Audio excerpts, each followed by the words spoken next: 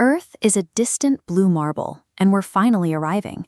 Picture a sleek silver colony ship touching down on alien soil. We've all seen the movies and heard the billionaire pitches about moving humanity across the solar system. But packing up for the red planet requires a grueling 1,000-day journey through an incredibly hostile void. As soon as a crew leaves the protective bubble of Earth's atmosphere, they face severe physical threats. NASA actively classifies 5 main hazards for human spaceflight, ranging from altered gravity fields to extreme isolation. Galactic cosmic radiation easily bypasses spacecraft shielding, which locks only 7 to 15% of deep space particles. This exposure is severe. A 1,000-day Mars trip increases an astronaut's lifetime cancer risk by 33%, drastically exceeding the 0.5% annual limit for Earth's nuclear plant workers. Our bodies evolved for the specific, protected environment of Earth. Long before a crew ever spots the Martian horizon, the deep space environment breaks down their biology. The external radiation is accompanied by severe internal physical decay. This visual progression of a human femur shows exactly how the internal structure loses density over time. On a standard journey to Mars, prolonged weightlessness causes astronauts to lose between 15 and 22% of their bone mineral density. If that mission stretches out to 3 years, they lose an entire third of their bone mass. Without gravity constantly pulling on our skeletons, the human body assumes it no longer needs a heavy reinforced frame. The bone maintenance system simply shut down. If a colonist steps onto the Martian surface and suffers a simple fracture, it becomes an absolute catastrophe.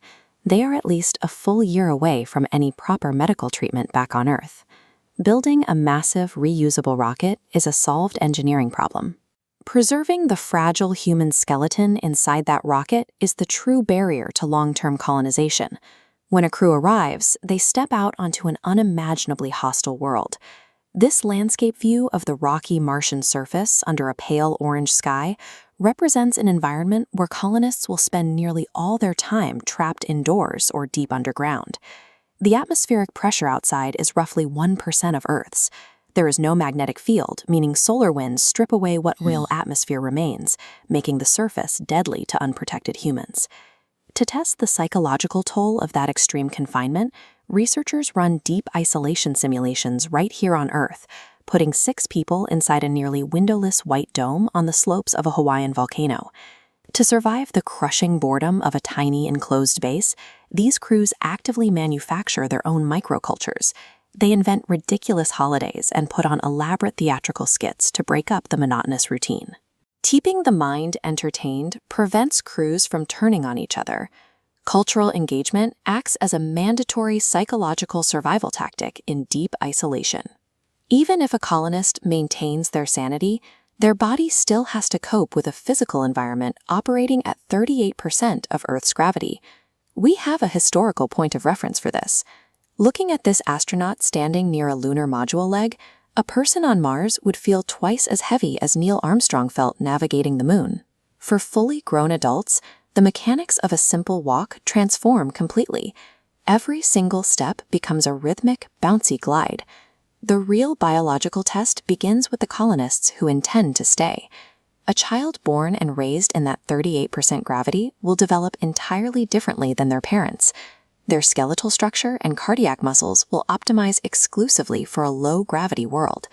They may never build the physical strength required to endure the heavy, punishing gravity of Earth. The first generation born on Mars will be permanently bound to their new planet. Their physical biology will forever tie them to the red canyons, making a trip back to Earth impossible. Sci-fi movies love the grand idea of terraforming, using giant orbital mirrors and thickening the atmosphere to eventually make rivers flow again over thousands of years. A much more scientifically grounded proposal involves building massive, localized environments. We'd construct vertical human cities tucked safely inside ancient lava tubes, or enclosed completely under massive 500-meter-high glass ceilings. As we plan these massive colonial expansions, the astrobiology community is raising urgent red flags regarding the ethical cost of our arrival. Researchers argue strongly against repeating historical practices that treat Mars as terra nullius, completely empty land ready for unrestrained resource mining and extractive capitalism. This global map illustrates the absolute most severe threat: global biocontamination. Microscopic terrestrial spores brought by human explorers could easily be picked up by the winds and rapidly distributed all across the planet. If there is any microscopic life currently existing in the Martian soil, our presence could contaminate it irreversibly. We would destroy our one and only chance to study an independent genesis of life.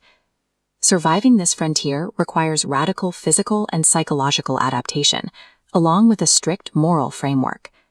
Humanity will have to evolve to live on Mars, and in doing so, the Red Planet will permanently